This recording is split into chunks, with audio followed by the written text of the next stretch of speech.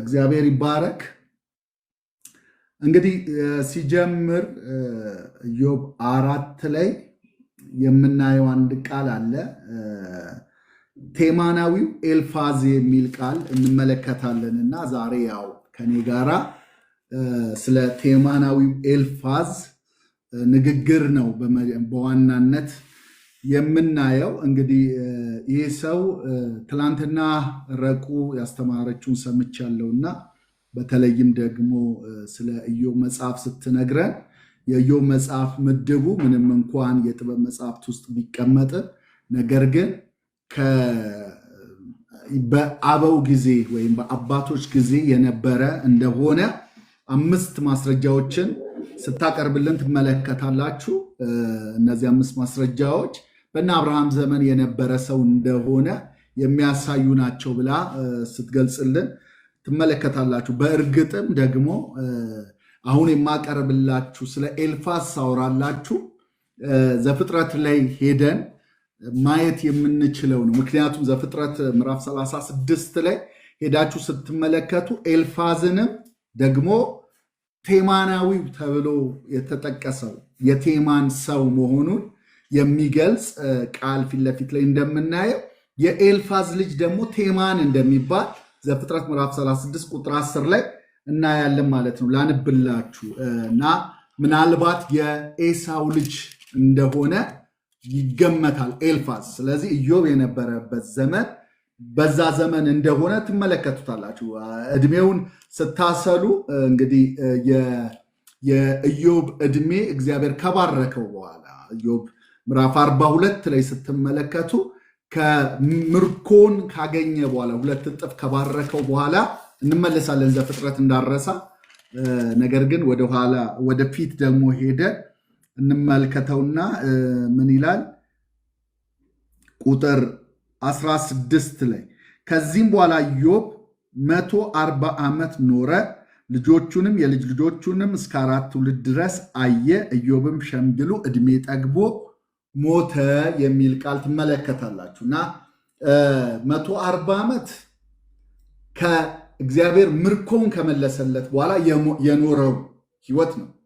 ይሄ የሚያሳየን ደግሞ በነማ ዘመን ነው እነዚህ እድሜዎች። እንግዲህ 140 ዓመት ከምርኮ በኋላ ከኖረ 10 ልጆች የወለደበትን ከዛ በፊት የነበረውን እድሜ እንዲሁ ስታሰሉት ብዙ ስኮላሮች እንደሚሉት ከ60 እስከ 70 ዓመት ይገመታል የኖረበት። ስለዚህ ምናልባት ይህ ሰው እድሜን ጠግቦ የሚለው ቃል የሚያሳየው ወደ 200 እና 210 ዓመት መኖሩን ታያላችሁ። እና ከነ አብርሃም ከነ ይስሐቅ ከነ ያዕቆብ በላይ የኖረ ሰው መሆኑን ግምቱ ታያላችሁ። እና የኖረበት ዘመን ራሱ ወይም እድሜውን አስልተን ወደኋላ ተመልሰን በአበው ዘመን እንደኖረ መገመት እንችላለን።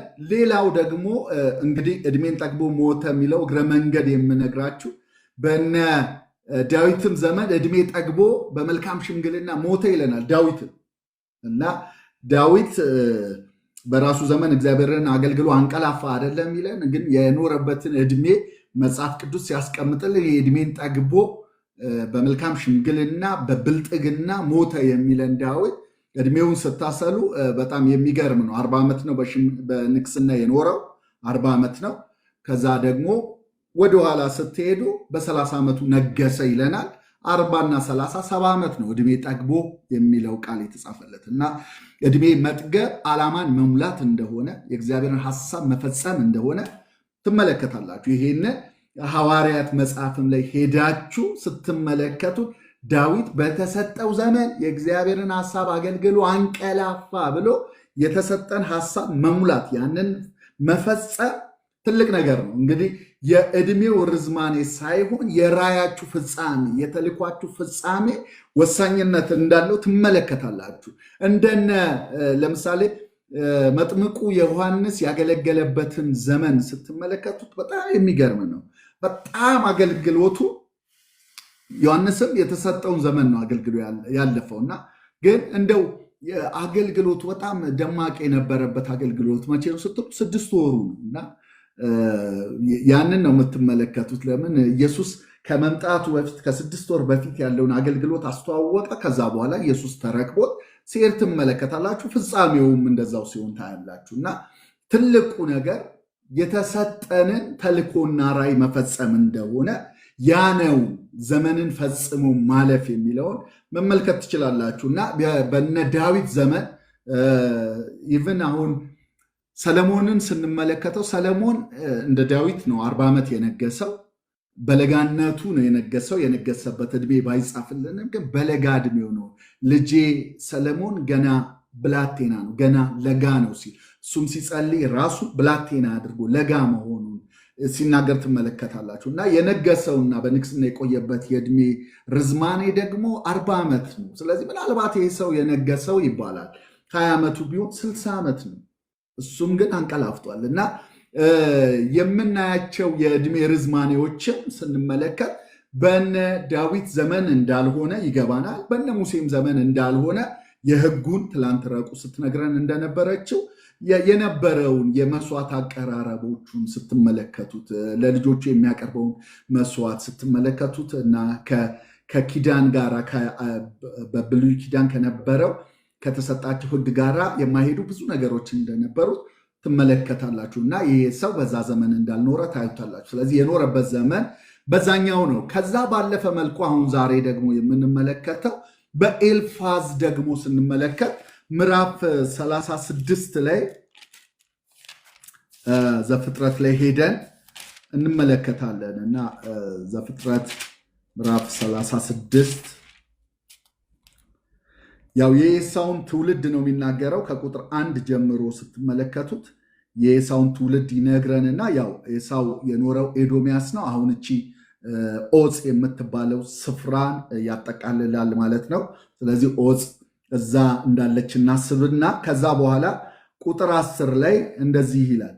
የኤሳው ልጅ ስም ይህ ነው። የኤሳው ሚስት የአዳ ልጅ ኤልፋዝ ይላል። የኤሳው ሚስት በሴሞት ልጅ ራጉኤል። የኤልፋዝም ልጆች እነዚህ ናቸው። አሁን ኤልፋዝ የኤሳው ልጅ ነው።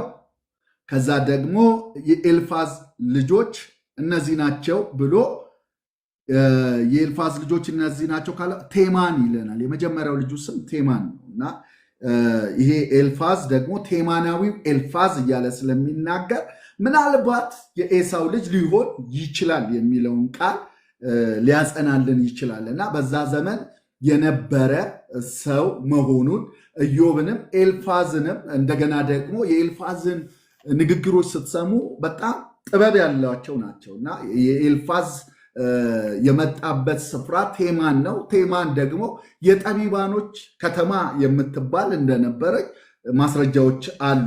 ኤርሚያስም ላይ ሄዳችሁ ስትመለከቱ አንድ ቃል ይናገራል። ኤርሚያስ ምዕራፍ 49 ቁጥር 7 ላይ ስለ ኤዶምያስ የሰራዊት ጌታ እግዚአብሔር እንዲህ ይላል፣ በውኑ በቴማን ዘንድ ጥበብ ከእንግዲህ ወዲህ የለችምን? ምክርስ ከብልሆች ጠፍታለችን? ወይስ ጥበባቸው አልቋልን? በማለት ቴማን ጥበብ እንዳለ የኤዶምያስ ምድር ላይ ጥበብ እንዳለ ሲናገር ትመለከታላችሁ ማለት ነው። እና ይህንን ስታዩ ማነው ኤልፋዝ የኖረበት ዘመን ወይም ኢዮብ የኖረበት በተነጻጻሪ በነ አብርሃም ዘመን ከነሱ ጋራ ተያያዥነት ባለው ዘመን ውስጥ የነበረ ሰው መሆኑን መመልከት ትችላላችሁ። እንግዲህ ይሄ ያሉትን ነገሮችን ለማሳየት እንደው በጥልቀት ለማጥናት ይረዳናል እንጂ መደምደሚያ አይደለም የሰጠኋችሁ።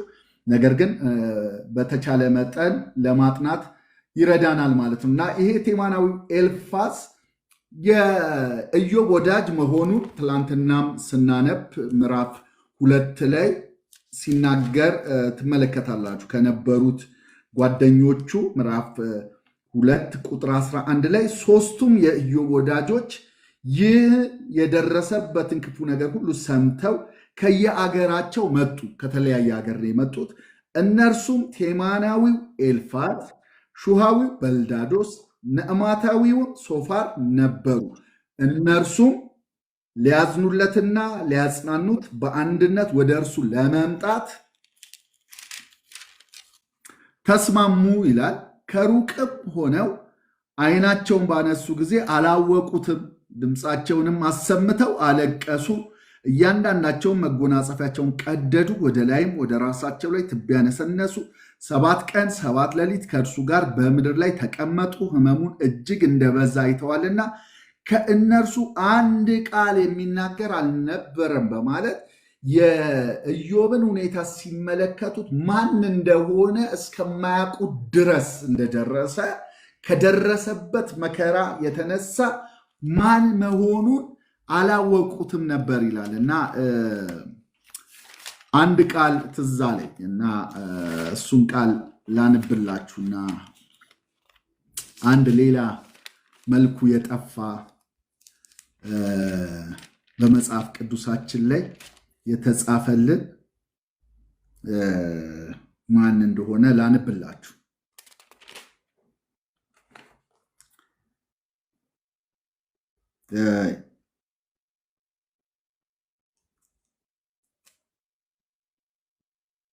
ቁጥር 14 ላይ ኢሳይያስ ምዕራፍ 52 ቁጥር 14 ላይ እንዲላል ፊቱ ከሰዎች ሁሉ ይልቅ ተጎሳቅሏልና ብዙ ሰዎች ስላንተ እንደተደነቁ እንዲሁ ብዙ አሕዛብንም ያስደንቃል። ያልተነገረላቸውም ያያሉ፣ ያልሰሙትም ያስተውላሉ፣ ነገስታትም ስለ እርሱ አፋቸው ይዘጋሉ ይላል። ይህንን ቃል በሌላ ቃል ደግሞ ላንብላችሁና ወደ ሐሳቤ መለሳለሁ። በእርግጥ ድንገት ስለ ኢዮብ ወዳጆቹ እንዴት እንደጠፋባቸው ፊቱን ልክ እያነበብኩ እያለ ነው ወደ ልቤ ይሄ ቃል የመጣውና በአዲሱ መደበኛ ትርጉም አሁን ያነበብኩላችሁ ኢሳይያስ ምዕራፍ 52 ቁጥር 14 ላንብላችሁ። ኢሳይያስ ምዕራፍ 52 ቁጥር 14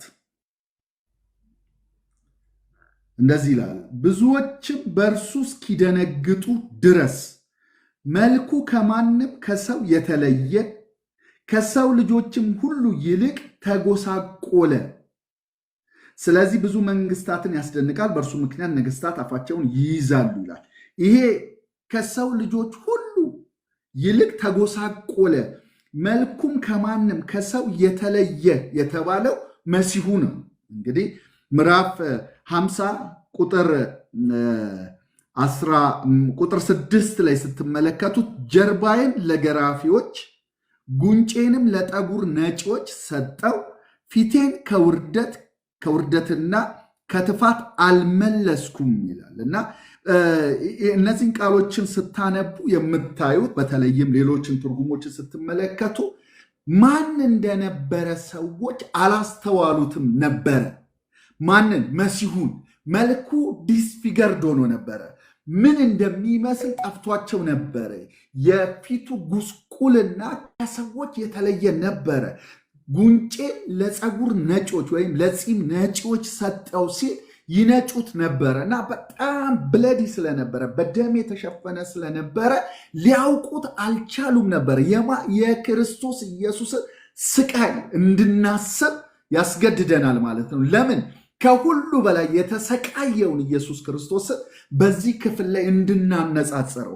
የኢዮብ ወዳጆች ኢዮብ ማን እንደሆነ ጠፍቶባቸው ነበረ። መጽሐፉ ሲነግረን ደግሞ ኢየሱስ ማን ሰው አይመስልም ነበር የሚል ትርጉም ተመልክቻለሁ እና ኢየሱስ ሰው እስከማይመስል ድረስ ፊቱ ተበላሽቶ ነበረ ይላል። ሌሎች የእንግሊዝኛ ትርጉሞችን ሄዳችሁ ብትመለከቷቸው በጣም አስገራሚ ትርጉም ታገኛላችሁና እዚህም ቦታ ላይ የምትመለከቱት ደግሞ ይሄ ኢዮብን አይናቸውን ባነሱ ጊዜ አላወቁትም። ሲመለከቱ ሌላ ሰው ነው የመሰላቸው። ኢዮብን ድምፃቸውን አሰምተው ያለቀሱበት ምክንያት ምንድን ነው ስትሉ መልኩ ጠፍቷል። የኢዮብ መልክ ማለት ነው እና በጣም በሐዘን ውስጥ በስብራት ውስጥ ልብሳቸውን እስከ መቅደድ የደረሱ ሰዎች ናቸው። እነማ? እነ ቴማናዊው ኤልፋዝ ሁለቱ ወዳጆቹ ጭምር ከሩቅ ሀገር የመጡ የኢዮብ ወዳጆች የነበሩ ኢዮብን የሚያውቁት የማያውቁት አይደለም። የትላንትና መልኩን የሚያውቁ የትላንትናው መልካምነቱን የሚያውቁ ሰዎች ናቸው የመጡት የነበረው እና በጣም በሚገርም ሁኔታ ከዛ በኋላ የኤልፋዝን ንግግር ትሰማላችሁ። ይሄ ትላንትና ያለቀሰለት ሰው እስከማይመስል ድረስ በቁስሉ ላይ እንጨት ሲሰድ ትመለከታላችሁ። በተለይ ምዕራፍ 4 ከ1 እስከ 11 ያለው ቃልን ስትመለከቱ ከ1 እስከ 11 ቴዎሎጂካሊ ኮሬክት ነው፣ ኢንተርፕሪቴሽኑ ግን ሮንግ ነው። ማለት ስለ እግዚአብሔር የሚናገረው ነገር ትክክል ነው፣ ትርጉሙ ግን የተሳሳተ ነበረ እና ብዙ ሰዎች ቴዎሎጂካሊ ኮሬክት መሆናቸውን ነው ዛሬ በብዙ መስኮቶች ላይ የመጡ የሚሟገቱ ሰዎች ቴዎሎጂካሊ ኮሬክት ናቸው። ነገር ግን ትርጉም ላይ፣ ነገር ግን አቀራረብ ላይ፣ ነገር ግን አፕሮች ላይ ኤልፋዞች ናቸው። ቴማናዊ ኤልፋዝ ማለት ናቸው። እና ምን ማለት ነው? የሚናገሩት ነገር ስለ እግዚአብሔር የሚያስቀምጡት የሚያወሩት ስነ መለኮታዊ ንግግራቸው በሙሉ ኮሬክት ነው፣ ጥሩ ነው፣ በጣም መልካም ነገር የሚናገሩ ናቸው። ነገር ግን እውነትን በፍቅር የሚናገሩ አይደሉም። እውነትን በመልካም ነገር የሚናገሩ ርኅራኄን ተላብሰው ደግነትን ተላብሰው አይደለም። ከምዕራፍ 4 ከ1 እስከ 11 ላይ የኤልፋዝን ቃሎች ስታጠኗቸው ስለ እግዚአብሔር የሚያወሩት ሰው መጽሐፍ ቅዱስ ላይ ያሉ ጥቅሶችን በሙሉ ነው የሚነግሯችሁ። ማለት ሰው የዘራውን ያንኑ ያጭዳል። ገላትያን እንደጠቀሰ ቁጠሩት ባይኖርም። ለምን የሚነግረው ነገር ያንን ነበረ። ስለ እግዚአብሔር ጻድቅነት ይናገራሉ። ምንም ልንክደው አንችልም። እግዚአብሔር ጻድቅ ነው።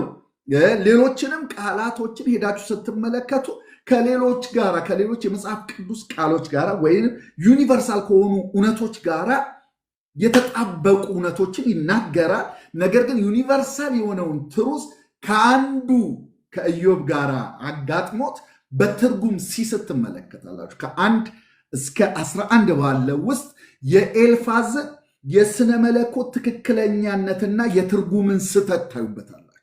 ወይንም ደግሞ ጨካኝነትን ታያላችሁ። እውነት ያለ ፍቅር ሲነገር ሁል ጊዜ ጭካኔ ነው የሚገለጸው። እውነት ያለ ፍቅር ጭካኔ ነው። ፍቅር ያለ እውነት ደግሞ ስሜታዊነት ነው። ፍቅር ያለ እውነት ግልብ የሆነ ስሜታዊነት ነው። ስለዚህ ሰዎች እውነትን ሲናገሩ እንዴት መናገር አለባቸው? በመጀመሪያ ሰዎች እውነትን የሚናገሩበትን መንገድ ስትመለከቱ ወይም ከእውነት ጋር ያላቸው ተግባቦት ምንድን ነው የሚለውን ስትመለከቱ፣ አንደኛ እንደ ኤልፋዝ አይነት ሰዎች አሉ። እውነትን በፍቅር የማይናገሩ እውነት ነው ያነሳው ነገር እውነት ነው፣ ነገር ግን ውስጡ ምን የለውም? በፍጹም ፍቅር የለውም ማለት ነው። እውነት ነው የተናገረው፣ ግን ፍቅር የለውም። ሌላኞቹ ሰዎች ምን አይነት ናቸው የሚናገሩ ስትሉ፣ እውነትን ይናገራሉ፣ ግን በፍቅር ይናገራሉ። እነዚህ እውነተኞች ወይ እውነትን በፍቅር የሚናገሩ አይደለ? ኤፌሶን ምዕራፍ 4 ላይ ቁጥር 15 ላይ ሲናገር እንደዚህ የሚል ቃል አለ። ኤፌሶን ምዕራፍ 4 ቁጥር 15 ላይ ይልቁኑ እውነትን በፍቅር እየተናገርን ይላል። የድሮ ትርጉም ላይ እውነትን በፍቅር እየያዝን ይለናል እና ራስ ወደሆነ ወደ እርሱ በነገር ሁሉ እናድጋለን፣ እርሱም ክርስቶስ ነው ብሎ እውነትን በፍቅር መናገር። ስለዚህ እውነት መናገራችሁን ሳይሆን በፍቅር መናገራችሁን እርግጠኞች፣ ያለበለዛ እንደ ኤልፋዝ ትጠየቃላችሁ። እውነት ስለተናገረ ኤልፋዝ እግዚአብሔር አልማረው።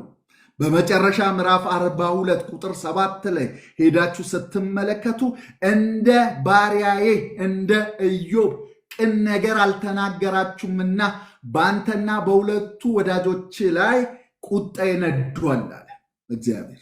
ቅን ነገር አልተናገራችሁ፣ እውነትን በፍቅር አላስቀመጣችሁ። ስለዚህ እውነትን ያለ ፍቅር የሚናገሩ ኤልፋዛዊ ሰዎች አሉ። ኤልፋዛዊ እንበላቸው ዛሬና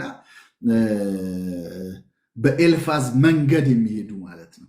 ሌላኞቹ መጽሐፍ ቅዱስ እንደ ኤፌሶን ምዕራፍ 4 ቁጥር 15 ላይ እንዳለው እውነትን ደግሞ በፍቅር የሚናገሩ ደግሞ አሉ። ሌላኞቹ ምንድናቸው? እውነትን የሚደብቁ ደግሞ አሉ።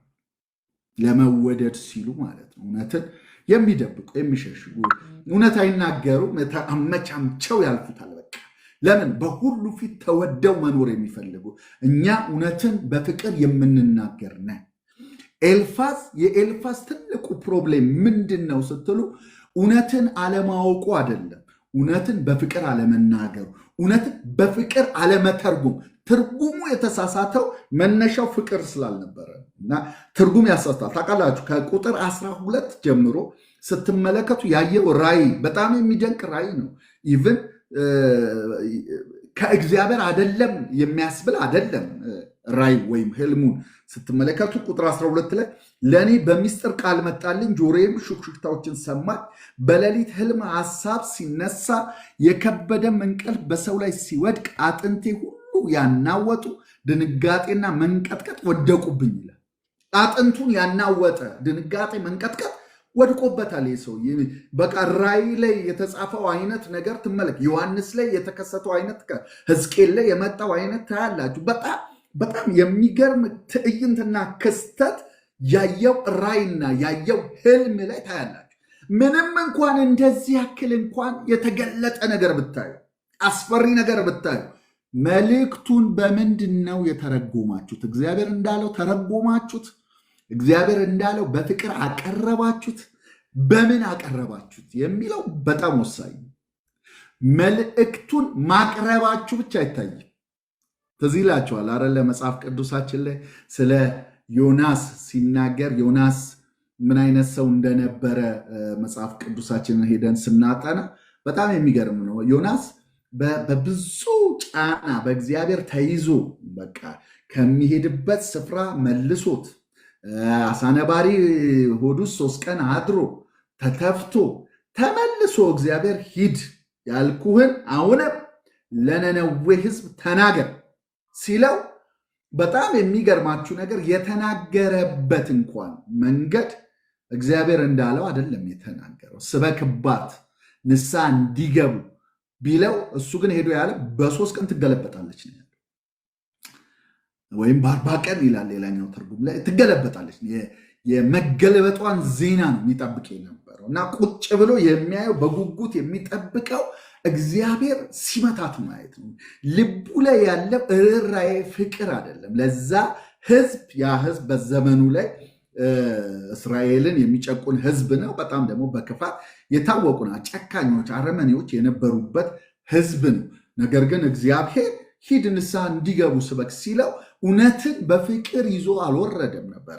የእግዚአብሔር መቅሰፍት ነበረ የሚጠብቀው፣ በጉጉት የሚጠብቀው የነበረው ለእነዚህ ሰዎች ሄጄ ንስሐ ገብተው እኔ ተናግሬ ሰብኬ ከሚመለሱ ብሎ የጠፋ ሰው ነው እና የተሰጠንን መልእክት በኋላም ላይ ተገዶ እንኳን ሄዶ ሲናገር የሰማነው ያስተላለፈበት መንገድ በጣም ከባድ ነው። ማለት ምንድን ነው ይሄ? አሁን መልእክት ነው? ንዴት ነው? ቁጣ ነው? ፍርድ ነው? ምንድን ነው የሚያስብል ነው። ዮናስ ላይ ሄዳችሁ ስትመለከቱ የምታገኙት ማለት ነው። እንደዚህ ይላል ቁጥር 5 ላይ የነነዌ ሰዎችም ቁጥር 3 ከአንድ ጀምሮ ላንብላችሁ። ምዕራፍ 3 የእግዚአብሔር ቃል ሁለተኛ ወደ ዮናስ እንዲህ ሲል መጣ። ተነስተ ወደዚያች ወደ ታላቂቱ ከተማ ወደ ነነዌ ሂድ፣ የምነግርህን ስብከት ስበክላት አለው። ዮናስም ተነስቶ እንደ እግዚአብሔር ቃል ወደ ነነዌ ሄደ። ነነዌም የ3 ቀን መንገድ ያህል እጅግ ታላቅ ከተማ ነበረች። 3 ቀን መንገድ ነበረች። ዮናስም የ1 ቀን መንገድ ያህል ወደ ከተማይቱ ውስጥ ሊገባ ጀመረ። የ3 ቀን መንገድ ነች። ስበክባት የተባለው ተነስተ እስከ ከተማዋን ሙሉ አዳርስ ነበር። 1 ቀን ሄደ። እዛ ዮናስም የ1 ቀን መንገድ ያህል ወደ ከተማይቱ ውስጥ ሊገባ ጀመረ። ጮሆ በ3 ቀን ውስጥ ነነዌ ትገለበጣለች አለ። ይህን ነው የተናገረው ነገር እና በዘመናችን በጣም ብዙ አገልጋዮች አሉ በጉጉት የሚጠብቁት የተናገሩት መቅሰፍታዊ ትንቢት እንዲፈጸምና የነሱን አገልጋይነት፣ የነሱን እውነተኛነት፣ የነሱን በሰዎች ዘንድ ከፍ ተብለው እንዲታዩ የሚፈልግ በጣም ክፉ የሆነ ጭካኔን የተሞላ ፍላጎት አለ እና የዮናስም ሞቲቭ ይሄው ነበር። ከዛ የነነዌ ሰዎች ገና 1 ቀን ጀመረ ሲል የነነዌ ሰዎች ቸሩ እግዚአብሔር መድኃኔዓለም ረድቷቸው ማለት ነው። የነነዌ ሰዎች እግዚአብሔርን አመኗል። አስተጋባው እግዚአብሔር የእሱን ድምፅ በቃ አስተጋባው እና አመኑ። ለጾም አዋጅ ነገሩ። ከታላቁም ጀምሮ እስከ ታናሹ ድረስ ማቅ ለበሱ። ወሬው ወደ ነነዌ ንጉሥ ደረሰ። ከዮናስ ሐሳብና ቁጥጥር ውጭ ሄደ በቃ ነገሩ ማለት ነው። እዛ ደረሰ። እርሱም ከዙፋኑ ተነስቶ መጎናጸፊያውን አወለቀ፣ ማቅም ለበሰ፣ በአመድ ላይ ተቀመጠ፣ አዋጅም አስነገረ። በነነዌም ውስጥ የንጉሱን የመኳንንትን ትእዛዝ አሳወጀ። እንዲህም ማለት ሰዎችና እንስሶች፣ ላሞችና በጎች አንዳች አይቅመሱ፣ አይሰማሩ፣ ውሃን አይጠጡ፣ ሰዎችና እንስሶችን በማቅ ይከደኑ፣ ወደ እግዚአብሔር በብርቱ ይጩሁ። ሰዎችም ሁሉ ከክፉ መንገዳቸው በእጃቸውን ካለው ግፍ ይመለሱ። እኛ እንዳንጠፋ እግዚአብሔር ተመልሶ ይጸጸት እንደሆነ ከጽኑ ቁጣው ይመለስ እንደሆነ ማን ያውቃል? እግዚአብሔርም ከክፉ መንገዳቸው እንደተመለሱ ስራቸውን አየ። እግዚአብሔርም ያደርግባቸው ዘንድ በተናገረው ክፉ ነገር ተጸጽቶ አላደረገውም። ባለብዙ ምሕረት የሆነ እግዚአብሔር ማራቸው እና የዮናስ ፍላጎት እንዲማሩ አልነበረም። ከዛ በኋላ ይህም ዮናስን ከቶ ደስ አላሰኘው። መቼም የዮናስን መጽሐፍ ስናጠና በደንብ እናጠኗልና ያው ዮናስ ሲገለጽ ነጭናጫው ነብይ ተብሎ ነው የሚገለጸው። ነዝናዛው ተጨቃጫቂው ነብይ ነው እና አሁን እዚህም ላይ ደስ አላሰኘውም ይላል። ዮናስ በዚህ ክፍል በመጽሐፉ ክፍል ደስ አሰኘው የሚለው ያቺ ቅሏ ወጥታ ጥላ ያደረገው ጊዜ ነው። ለመጀመሪያ ጊዜ ደስ አለው የሚል ቃል የምታዩት እንጂ በሙሉ ሲበሳጭ ነው የምታዩት። ያውም በእግዚአብሔር ላይ ነው የሚበሳጨው። እግዚአብሔር ለምን ትቆጣኛለህ ይለዋል። እግዚአብሔር በቃ እንደ ሰው ያናግረዋል እና እንዲህ ይላል አንድ ቦታ ላይ አቤቱ ከሕይወት ሞት ይሻለኛል፣ እባክህ ነፍሴን ከኔ ውሰድ አለው።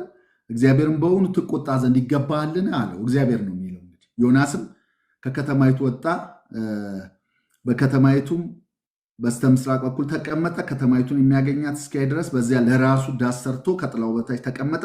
እግዚአብሔር አምላክም ቅል አዘጋጀ፣ ከጭንቅላቱም ታድነው ዘንድ በራሱ ላይ ጥላ እንድትሆን በዮናስ ላይ ከፍ ከፍ አደረጋት። ዮናስም ስለ ቅሊቱ እጅግ ደስ አለ። ጥላ ስለወረደለት ደስ አለ ይላል። ከፀሐይ ንዳድ ስለዳነ የነነዌ ሕዝብ ከእግዚአብሔር ቁጣ ከነደደው ቁጣ መትረፋቸው ከሱ ከፀሐይ ንዳድ ጋር እንኳን ማነጻጸር አቅቶት ነበር እና ደስ አለው የምትለው እሷ ቦታ ላይ ብቻ ነው። ከዛ በኋላ ግን ያው በትል ተመታ ደግሞ ፀሐይ ሲጠብሰው ደግሞ የምትመለከቱት ምን ይላቸዋል? እንደዚህ የሚል ቃል ታያላችሁ። ከሕይወት ሞት ይሻለኛል። ቅድም ቁጥር 3 ላይ ምዕራፍ 3 ላይ ከሕይወት ሞት ይሻለኛል ብሏል። አሁንም ከሕይወት ሞት ይሻለኛል እና አለ።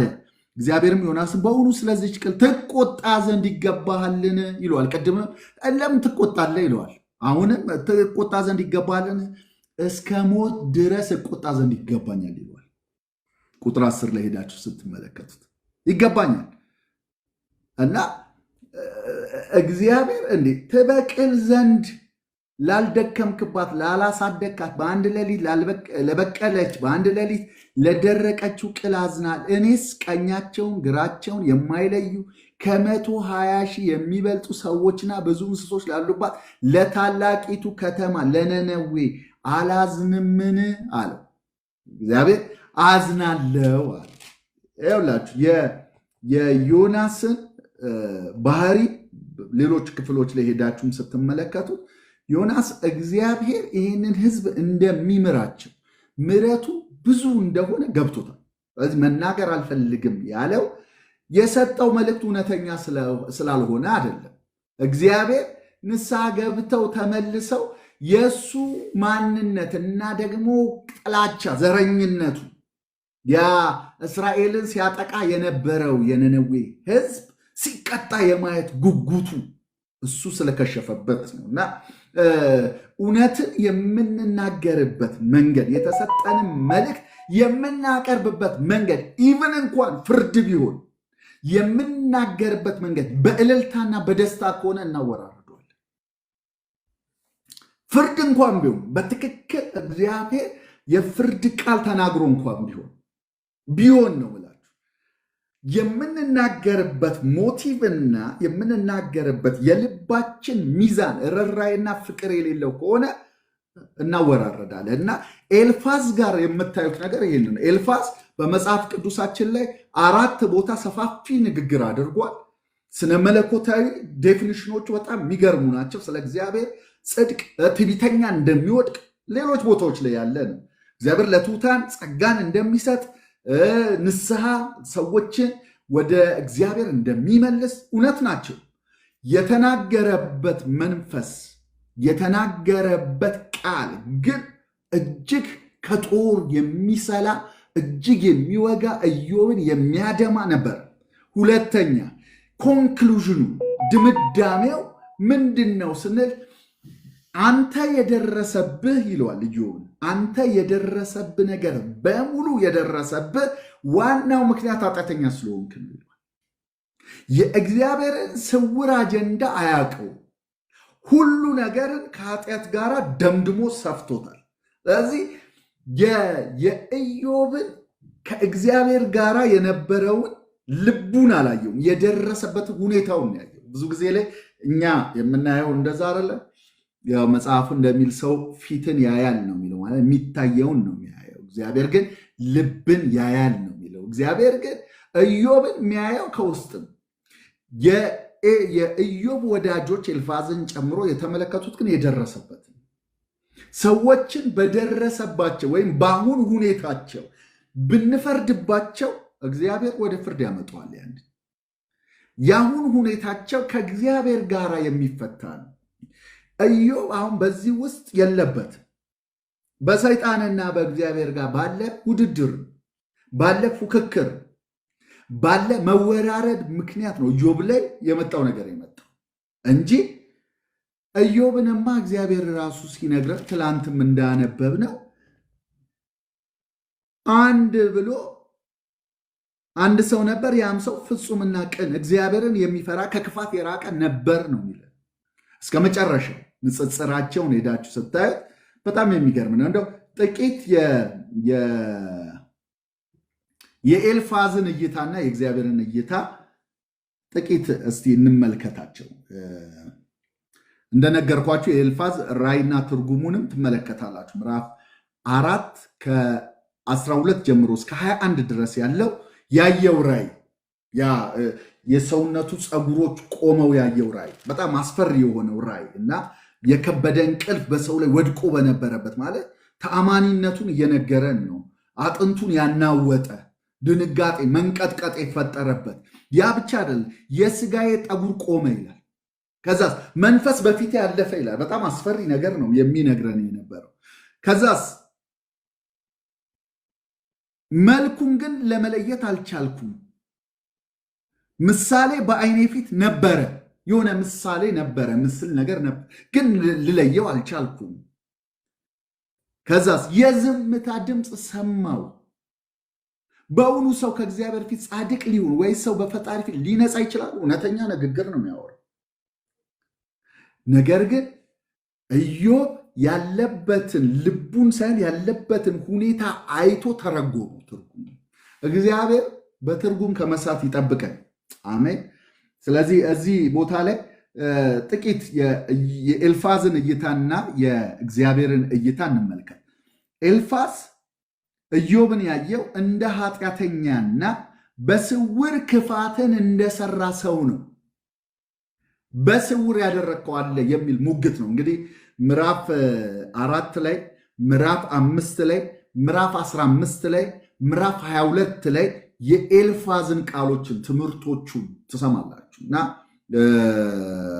ራእዩን ህልሙን ታያላችሁ። በዚህ ሁሉ ውስጥ ግን የሚናገረው በስውር የሰራው አለ ይላል። ለምን? ለእንዲህ አይነቱ ነው ይህንን ያጨደ ይላል። የመዝራትና የማጨድ ህግ፣ ሁሉ ነገር የመዝራትና የማጨድ ህግ አይደለም። ሁሉን ነገር ጀጅ ማድረግ አንችልም። ከዛ ስንመለከት እግዚአብሔር እንዴት ነው ያየው? እግዚአብሔር ደግሞ እንደ ጻድቅ፣ እንደ ቅን፣ ክፋት ከክፋት የራቀ ፍጹም የሆነ እግዚአብሔር ያየው ኢዮብን እንደዚህ ነበር። ኤልፋዝ መከራው የቅጣት ውጤት ነው ወይም የዘራኸውን ነው ያጨድከው ይለዋል።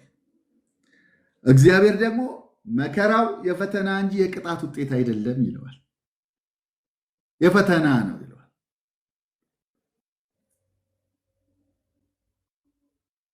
ኤልፋዝ ኢዮብን እንደ ትዕቢተኛ ነው ያየው፣ እንደ ነውረኛ ነው ያየው። በጣም የሚገርሙ ቃላቶችን ይነግረዋል። እግዚአብሔር ግን ኢዮብን ያየው እንደ ባሪያዬ እያለ ነው የሚናገር። እንደ ታማኝ አገልጋይ ነው ያየው።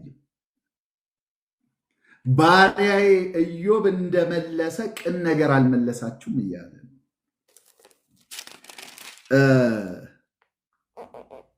አይታችሁታል። በእግዚአብሔር ስለ ኢዮብ ሲናገር ምዕራፍ 1 ቁጥር 8 ላይ እግዚአብሔርም ሰይጣንን በውኑ ባሪያዬ ኢዮብን ተመለከትከውን? በምድር ላይ እንደርሱ ፍጹምና ቅን እግዚአብሔር የሚፈራ ከክፋት የራቀ ሰው የለም አለው። እግዚአብሔር ባሪያዬ ብሎ ነው የጠራው። እግዚአብሔር ሲጨርስም ስለ ኢዮብ በኢዮብ በመከራው ስለተናገረው ቃል አይደለም ሲጨርስ የተናገረው የመጨረሻውም ቃል ምንድን ነው ብላችሁ ኢዮብ ምዕራፍ 42 ላይ ሲናገር እንደዚህ ይላል። ቁጥር 7 ላይ ምን ይላል? እግዚአብሔርም ይህን ቃል ለኢዮብ ከተናገረ በኋላ እግዚአብሔር ቴማናዊው ኤልፋዝ እንደ ባሪያዬ፣ አሁንም እግዚአብሔር ሐሳቡን አለ። ከፈተናም በኋላ በፈተና ውስጥም ሆኑ ከፈተና በፊት እግዚአብሔር ግን ኢዮብን ያየው የነበረው እንደ ባሪያዬ እንደ ኢዮብ ቅን ነገር ስለኔ አልተናገራችሁ። ቁጥር 8 ላይ ሄዳችሁ ስትመለከቱት ደግሞ አሁንም በድጋሚ ምን ይላል? እንደዚህ ይላችኋል፣ እንደ ባሪያዬ እንደ ኢዮብ ቅን ነገር ስለኔ አልተናገራችሁምና ይላል። አሁን እንደ ባሪያዬ ከመጀመሪያ ጀምሮ እስካሁን ድረስ የምትመለከቱት ነገር እግዚአብሔር ኢዮብን የሚናገረው እንደ ባሪያዬ። ኢዮብ አልሳተም፣ ስቷል። ኢዮብ አልተሳሳተም፣ በንግግር ተሳስቷል። የተናገራቸው እግዚአብሔር ግን ያየው ኢዮብን እንደ ባሪያው ነው አሁን እና ነገር ግን ኤልፋዝ ያየው እንዴት ነው ስትል እንደ ትዕቢተኛ ነበረ ያየው የነበረው። የኢዮብ ጸሎት፣ ንግግር፣ ቃል ኤልፋዝ ያየው እንደ ምሬት እንደ ከንቱ ቃላት እንደሆነ ሲናገር ትመለከታላችሁ። እግዚአብሔር ግን ቅን ንግግር አልተናገራችሁም ያላችሁ። ኢዮብ የተናገረውን ቅን ብሎ ነው የተናገረው። ኤልፋዝ ኢዮብን ሲከሰው በተለይ ምዕራፍ 15 ላይ ይመስለኛል ምዕራፍ 15ም ላይ ምዕራፍ 22ም ላይ ሄዳችሁ ስትመለከቱ ፈጽሞ ከኢዮብ ባህሪ ጋር የማይሄድ ክስ ሲያቀርብበት ትመለከታላችሁ። ምን ይለዋል? የወንድሞች መያዣ በከንቱ ወስደሃል፣ የእርዘኞቹንም ልብስ ዘርፈሃል፣ ለደካማ ውሃ አላጠጣህም፣ ለራብተኛ እንጀራ ከልክለሃል፣ በክንድ የበረታ ምድርን ገዛ፣ ከበርቴውም ሰው ተቀመጠ፣ መበለቲቱ አንዳች አልባ ሰዳሃታል፣ በባዶ ሰዳሃታል። መበለቲቱ የድሃ አደጎች ክንድ ተሰብሯል። ስለዚህ አሽክላ ከቦሃል፣ ድንገተኛ ፍርሃት አናውጡሃል።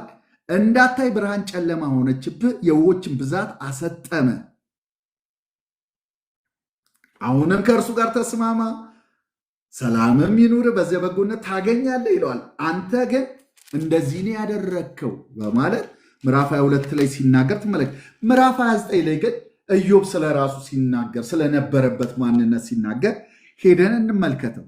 ምዕራፍ 29 ቁጥር 6 ላይ እውነት ኤልፋዝ እንዳለው አይነት ሰው ነበረ። ወደ ከተማይቱን በር በወጣው ጊዜ በአደባባዩ ወንበሬን ባኖርኩ ጊዜ ጎበዛዝት እኔን አይተው ተሸሸጉ። ሽማግሌዎች ተነስተው ቆሙ። አለቆች ከመናገር ዝም አሉ። እጃቸውንም በአፋቸው ላይ ጫኑ። የታላቆችም ድምፅ አረመመ። ምላሳቸው በትናጋቸው ተጠጋ። የሰማችኝ ጆሮ አሞገሰችኝ፣ ያየችኝም ዓይን መሰከረች። የሚጮኸው ችግረኛ ድሃ አደጉና ረጂ የሌለውን አድኜ ነበር። እኔ ድሃ አደግን ሳድን ነው የኖርኩት። የሚጮህ ችግረኛ ስታደግ ነው የኖርኩት። ለጥፋት የቀረበው በረከት በላይ መጣ። የባልቴቱንም ልብ እልል አሰኘው። ኤልፋዝ ቢለው ሌላ ነው። እሱ ግን የባልቴቱን ልብ እልል ሲያሰኝ የኖረ ሰው መሆኑን ይናገራል። ጽድቅን ለበስኩ እርሷም ለበሰችኝ፣ ፍርዴም እንደ መጎናጸፊያ እንደ ኩፋር ነበር። ለእውር ዓይን ለአንካሳ እግር ነበርኩ፣ ለድሃው አባት ነበርኩ። የማላቀው ሰው ሙግት መረመርኩ፣ የኃጢአተኛውን መንጋጋ ሰበርኩ፣ የነጠቀውን ከጥርሱ ውስጥ አስጣልኩ። እኔም አልኩ በልጆቼ መካከል እሞታለሁ፣ ዕድሜንም እንዳሸዋ አበዛለሁ። እንግዲህ ያሳለፈውን ህይወት ስትመለከቱ በጣም አስገራሚ ነው። በሌሎች ቦታዎች ላይ ሄዳችሁ ስትመለከቱ ይህንን ባላደርግ ይላል ትከሻዬ ከስሩ ይነቀል ይላል። ይህን ያላደረግኩ ከሆነ ለድሃ እጄን ያልዘረጋው ከሆነ እያለ በጣም ሲናገር ትመለከታላችሁ። ቴማናዊ ኤልፋዝ ግን በእነዚህ በአራቱ ምዕራፎች ላይ ሄዳችሁ ስትመለከቱ ስነ መለኮታዊ ትክክል የሚመስል በትርጉም ግን ኢዮብን የሚሸነቁር የሚያጎብጥ የሚያጠፋ ንግግር ሲናገረው ትመለከታላችሁ። እና አይ ቲንክ ቅድም ምዕራፍ 5 ላይ ወይም 6 ላይ ይመስለኛል እንደዚህ ሲል ትመለከታላችሁ። የተናገረውን ንግግርን ኢዮብ ምዕራፍ 6 ላይ የኢዮብ መልስ ነው የምትመለኩ። ምዕራፍ 4 እና ምዕራፍ 5 የኤልፋዝ ንግግር ነው። ምዕራፍ 6 ላይ ግን ኢዮብ ሲመልስ ከተናገረው በጣም ከተናገረውና ለእኛ ትምህርት ይሆንልናል ብዬ ካሰብኩት ነገር እንደዚህ ይላል። ቁጥር 24 ጀምሮ አስተምሩኝ እኔም ዝም እላለሁ፣ የተሳሳትኩትን ንገሩኝ፣ የቅንነት ቃል እንዴት ኃይለኛ ነው አለ።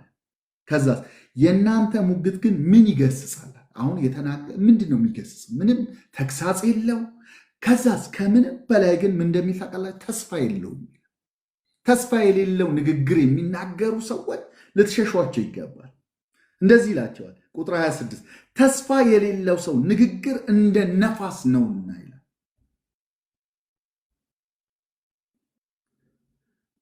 ተስፋ የሌለው ምንም ፊውቸር የሌለው ብራይት ነገር የሌለው እንደዛ ከሆነ እግዚአብሔር የለበትም እዛ ውስጥ። እግዚአብሔር ያለበት ንግግር በሙሉ ተስፋ አለው።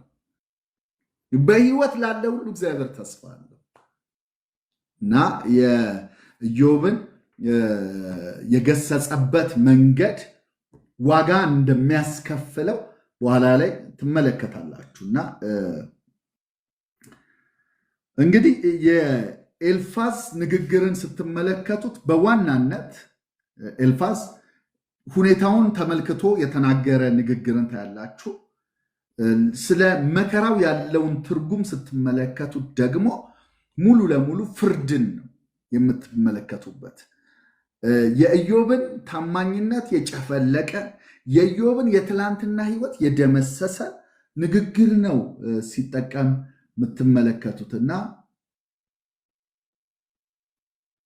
እግዚአብሔር ግን ለኢዮብ ያለውን ፍቅር በዛ ሁሉ ውስጥ ሆኖ አልለወጠው ነበር። የእግዚአብሔር ፍቅር አልተለወጠም።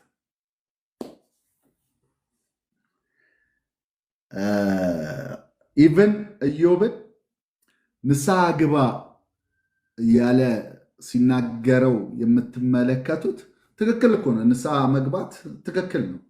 እንዳልኳችሁ ስለ እግዚአብሔር ጽድቅ መናገር፣ ትዕቢት ውድቀትን እንደሚቀድም መናገር፣ የኤልፋዝ ንግግሮች እነዚህ ናቸው፣ ትክክለኞች ናቸው። እንዳልኳችሁ ሰው የዘራውን ያጭዳል ነው የሚለው ትክክል ነው።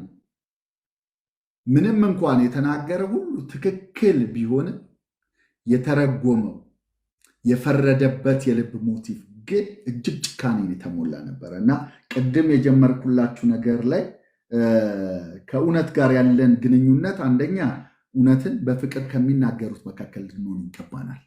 እውነትን በፍቅር የማይናገሩ አሉ፣ እውነትን የሚደብቁ አሉ። ንግግራችን ሁል ጊዜ ልንጠይቅ የሚገባው ነገር ምንድን ነው ስንል የምንናገረው እንዴት መሆን አለበት ስንል እውነት ነው ወይ የምናገረው ማለት ትክክል እውነት ነው ወይ ብሎ መጠየቅ፣ ለእውነት ታማኝ መሆን በጣም ትክክል ነው። ከዛ ግን ሌላኛው ነገር ደግሞ እውነት ነው ወይ ብቻ ሳይሆን ደግሞ እውነትን በፍቅር ነው ወይ የምናገረው የሚለው በጣም አስፈላጊ ነገር ነው። አንዳንድ ጊዜ ደግሞ እውነቱ ለዚህ ሰዓት ይጠቅማሉ። ጸጥ ማለት የሚገባችሁ ጊዜ ይኳል አስፈላጊ ነው ወይ? ለአሁን ተገቢ ነው ወይ?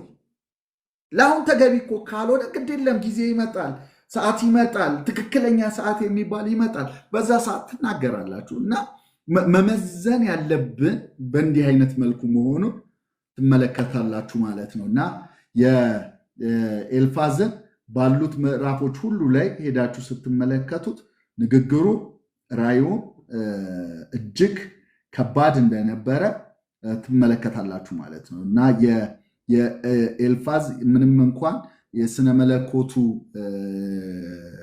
እይታ ጠንካራ ቢሆንም ራዩ ህልሙ አንዳንዶች ከእግዚአብሔር አይደለም ይላሉ። ነገር ግን ከእግዚአብሔር ይመስላል። በእውነት ያየው ነገር ከእግዚአብሔር ይመስላል።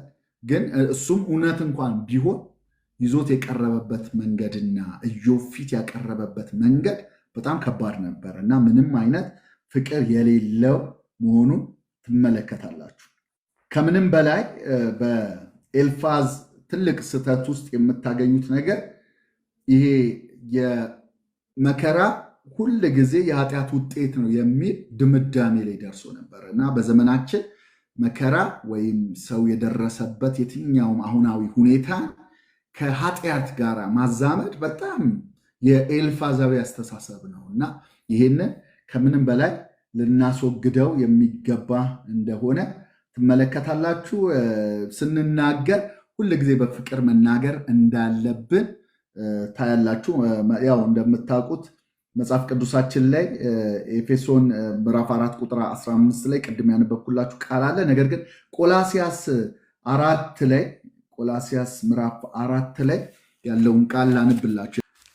ቆላሲያስ ምዕራፍ 4 ላይ ቁጥር 6 ለእያንዳንዱ እንዴት እንድትመልሱ እንደሚገባችሁ ታውቁ ዘንድ ንግግራችሁ ሁል ጊዜ በጨው እንደተቀመመ በጸጋ ይሁን፣ አሜን። እንግዲህ የዛሬው መልእክቴን እኔም በዚህ ነው ማጠናቀቀው።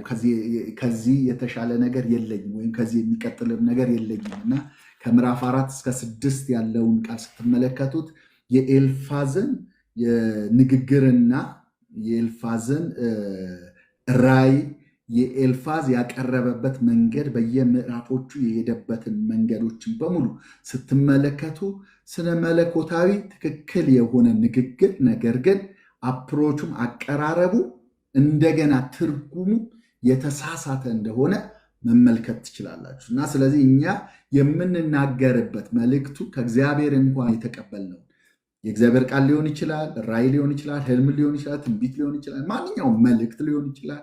ያለንን እንደ ኤልፋዝ ማቅረብ እንደሌለብን፣ እንደ ኤልፋዝ ብናቀር ትክክለኛ ነው እኮ የተናገረው የሚለው አይደለም በእግዚአብሔር ፊት የሚታየው። እንደ ባሪያዬ እንደ ኢዮብ ስለ እኔ ቅን ነገር ቅንነት የሌለው ንግግር ነው የተናገርከው ብሎ እፈርድባለሁ፣ ቁጣዬ በእናንተ ላይ ነዷል ብሎ እግዚአብሔር እንደው ባሪያዬ ኢዮብ በሱ ፊት መስዋዕት ይዛችሁ ቅረቡ እና እሱ መስዋዕቱን ይቀበላችሁ ወይንም ደግሞ ይጸልይላችሁ። እሱ ከጸለየላችሁ ፊቱን ከተቀበልኩት ነው እናንተ ምሕረት የማደርግ፣ ያለበለዚያ ግን ምሕረት አላረግላችሁ ብሎ ነው መጽሐፉ ሲደመደም የሚደመደመው ማለት ነው። እና ስለዚህ ከኤልፋዝ ንግግር ዛሬ የምንማራቸው እነዚህን ነው ማለት ነው። ፍቅር ያለ እውነት ስሜታዊነት ነው። እውነት ያለ ፍቅር ደግሞ ጭካኔ ነው። ብዙ ጊዜ ላይ የምታዩት ብዙ ሰዎች እውነትን ያለ ፍቅር የሚናገሩ ሰዎች ልባቸው ኑት በጣም ጨካኞች ናቸው። ሙግታቸው ኑት፣ ክርክራቸው ኑት በክርክር ለማሸነፍ እንጂ የሰውየውን መመለስ ፈልገው አይደለም። በአደባባይ አሁን የሚደረጉ ሙግቶችን አንዳንዶቹ መዝኗቸው። ሙግቶቹ የኤልፋዝ አይነት ሙግቶች ናቸው ከኢዮብ በላይ። ምክንያቱም ኢዮብ የታወቀ ሰው ስለሆነ ንግግሩ ምን አይነት እንደነበረ ታያላችሁ። ሽማግሌዎች የሚነሱለት የነበረ ንግግሩን ያላሞገሰ ሰው የለም። መጽሐፉ እንደሚነግረን ከሆነ ከሱ ይልቅ የተሻለ እንደሆነ ነው ኤልፋዝም በልዳዶስም ያኛውም ሰውዬ ሲናገር የምትመለ በንግግርና በክርክራችን በሙግታችን አሸናፊ ለመሆን አይደለም፣ ሰውዬውን ለክርስቶስ ለማሸነፍ ክርስቶስ ኢየሱስን ተቀብሎ ለማየት ንግግራችን ካልሆነ የምንከራከረው የወንጌል ክርክሮች ሁሉ ከንቶች ናቸው፣ ዋጋ የላቸው። እኛን ለማሳየት የሚል ሰውዬውን ለክርስቶስ ለማሸነፍ እንጂ የእኛ ከእርሱ ይልቅ መጽሐፍ ቅዱስ አዋቂ መሆንን ለማሳየት የምናደርጋቸው የወንጌል ክርክሮች በእግዚአብሔር ፊት ታሳቢነት የላቸውም እና እንደ ኤልፋዝ እንዳንሆን የያዝነው እውነት በፍቅር ካልተያዘ ጭካኔ እንዳለበት ርኅራኄ እንደሌለበት ማወቅ እንችላለን። የያዝነው ፍቅር ደግሞ ያለ እውነት ከሆነ ስሜታዊ ብቻ እንደሆነ። ስለዚህ ምን እናድርግ? እውነትን እንናገር። በምን እንናገር? በፍቅር እንናገር። እውነትን ያለ ፍቅር አንናገር። እውነትን አንደብቅ፣ አንዋሽ። እውነትን ግን ስንናገር በፍቅር እንናገር። ሰዎች ፊት ስንቀርብ የሰዎቹ ለውጥ እያሳሰበ እንመለስ የሚለውን ነገር መመልከት እንችላለን። ጌታ ይባርካችሁ።